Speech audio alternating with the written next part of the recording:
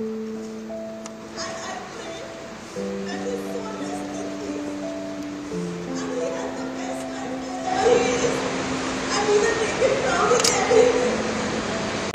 ఉగ్రదాడిలో వీరమరణం పొందిన Indian navy lieutenant Vinay Narwal మృతదేహం ఈరోజు ఢిల్లీ విమానాశ్రయానికి చేరుకుంది.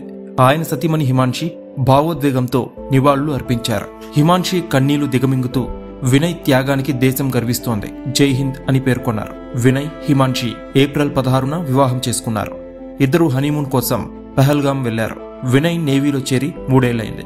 పహల్గాం ఉగ్రదాడి తర్వాత హృదయ విదారక చిత్రం వైరల్ అయింది. ఇది ప్రతి ఒక్కరిని కంటతడి పెట్టించింది.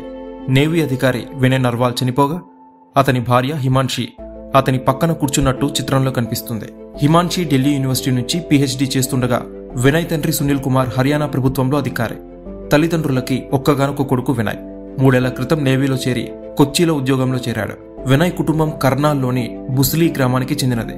ప్రస్తుతం సెక్టార్ 7లో నివసిస్తున్నారు. మే 1న వినయ్ పుట్టినరోజు. ఉగ్రవాదుల దాడి గురించి హిమాన్షి తన బంధువులకి ఫోన్లో సమాచారం అందించారు.